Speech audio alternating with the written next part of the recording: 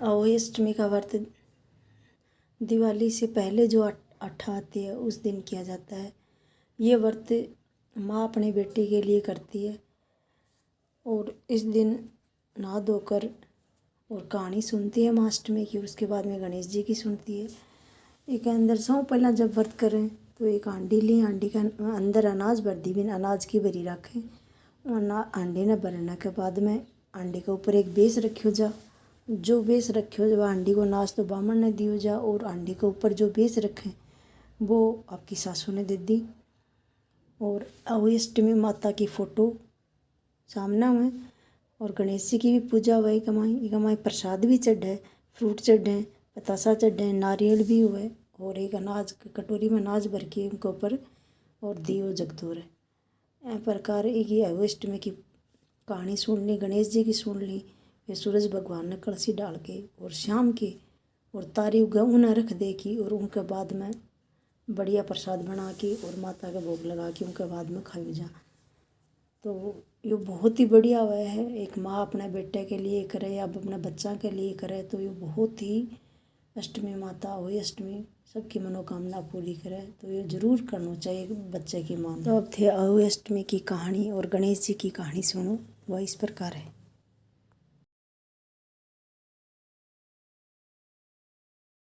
अहोई अष्टमी की कहानी सुन रही हूँ। एक साहूकार था जिसके 7 बेटे और 7 बहूएं थी। दिवाली से पहले कार्तिक बदी की अष्टमी को 7 बहूएं अपनी इकलौती ननद के साथ जंगल में जाकर खदान में माटी खोदने ले जा रही। वहां पर शाहू की मांद थी। मिट्टी खोदते समय ननद के हाथ में शाहू का बच्चा मर गया। इससे शाहू माता बहुत नाराज हो गई, बोली मैं तेरी कोख को बांधूंगी। ननद बोली अपनी 7 भाभियों से बोली तुझसे कोई अपनी कोख बंधवा लो। तभी भाभियों ने अपनी कोख बंधवाने से इनकार कर दियो। परंतु छोटी भाभी सोचने लगी कि अगर मैंने अपनी कोख नहीं बंधवाई तो सासू जी नाराज हो जाएगी। ये बात सोचकर ननद के बदले में छोटी छोटी भाभी ने अपनी कोख बंधवा ली, और इसके बाद में जो बच्चा पैदा होता है वह 7 दिन का होकर मर जाता है। एक दिन उसने पंडित को बुलाकर पूछा मेरी संतान 7वें दिन क्यों मर जाती है। तब पंडित ने कहा तुम सुराई गाय की सेवा करो। सुराई गाय शाहू माता की भाईली है, वह तेरी कोख को खुलवा देगी, तब तेरे बच्चा हो जाएगा। अब छोटी भाभी बहुत जल्दी उठकर सुराई गाय के नीचे साफ सफाई कर आती है। गाय एक पैर से लंगड़ी थी। गऊ माता बोली रोज उठकर कौन मेरी सेवा कर रहा है, सो आज देखूंगी। गऊ माता खूब सवेरे उठी, क्या देखती है कि साहूकार के छोटी बेटे की बहू उसके नीचे साफ सफाई कर रही है। गऊ माता उससे बोली क्या मांगती है तू मेरे से। साहूकार की बहू बोली शाहू माता तुम्हारी भाईली है और उसने मेरी कोख बांध रखी है, तो मेरी कोख खुलवा दो उसे आपकी भाईली से। गऊ माता ने कहा अच्छा। अब गऊ माता साहूकार की बहू को समुद्र पार अपनी भाईली के पास लेकर चली गई। रास्ते में कड़ी धूप थी, सो दोनों एक पेड़ के नीचे बैठ गई। थोड़ी देर में एक सांप आया और उसी पेड़ पर गरुड़ पंखनी का एक बच्चा था। वह उसने डसने के लिए जाने लगा। तब साहूकार की बहू ने सांप को मारकर डाल के नीचे दबा दिया और बच्चे को बचा लिया। थोड़ी देर में गरुड़ पंखनी आई तो वहां खून देखकर साहूकार की बहू को चोंच मारने लगी। तब साहूकार की बहू बोली मैंने तेरे बच्चे को नहीं मारा है, बल्कि सांप तेरे बच्चे को डसने जा रही थी, मैंने तो उससे तेरे बच्चे की रक्षा की है। यह सुनकर गरुड़ पंखनी मोर बोली मांग, तू क्या मांगती है मेरे से। वह बोली 7 समुद्र पार शाहू माता रहती है, हमें तू उसके पास पहुंचा दे। तब गरुड़ पंखनी ने दोनों को अपनी पीठ पर बैठाकर शाहू माता के पास पहुंचा दिया। शाहू माता उसे देखकर बोली आ बहन आ, बहुत दिनों बाद आई है। फिर कहने लगी बहन मेरे सिर में जुएं पड़ गई हैं। तब सुरई के कहने पर साहूकार की बहू ने उससे सारी जुएं निकाल दी। इस पर शाहू माता प्रसन्न होकर बोली तूने तेरे सिर में बहुत सलाइत घेरी है, इसलिए तेरे 7 बेटे और 7 बहूएं होंगी। वह बोली मेरे तो एक भी बेटा नहीं है, 7 बेटे कहाँ से होंगे। शाहू माता बोली वचन दिया है, वचन से फिरूंगी तो नहीं, धोबी की कुंड पर कंकरी हूँ।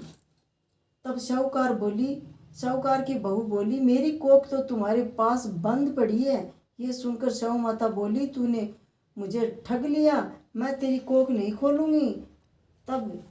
पर अब खोलनी पड़ेगी। जा, तेरे घर पर तुझे 7 बेटे और 7 बहुएं मिलेंगी। तू जाकर उज्जमन करना, 7 अहोई बनाकर 7 कढ़ाई करना।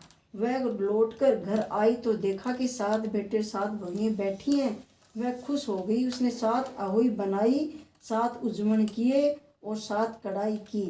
शाम के समय जेठानियाँ आपस में कहने लगी कि जल्दी जल्दी धो पूजा कर लो, कहीं छोटे बच्चों को याद करके रोने न लगे।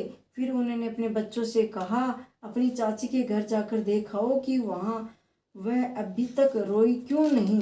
बच्चों ने आकर कहा, चाची तो कुछ मान रही है, खूब उज्जमन हो रहा है। ये सुनते जेठानियाँ दौड़ी दौड़ी वहाँ गई और कहने लगी, तूने को कैसे खुलवाई? वह बोली, तूने तो कोक बंधवाई नहीं थी, सो मैंने कोक बंधवा ली थी। अब शाहू माता ने कृपा करके मेरी कोक खोल दी।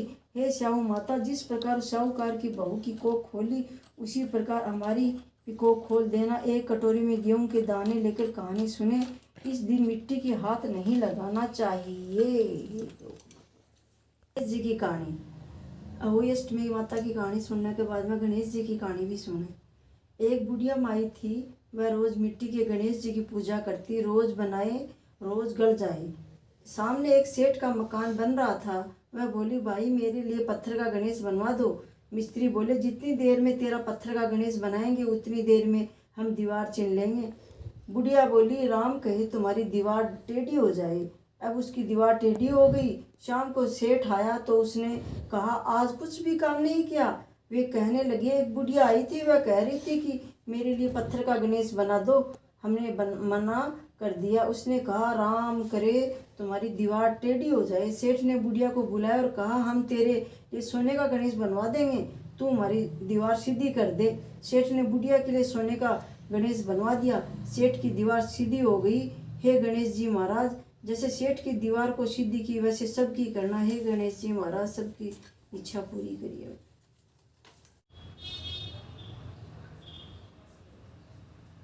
सोने चांदी की साकड़ी, जग मोत्या को हार जी। चांद सूरज को अर्घ देवा जी, ओ वीर भरतार जी।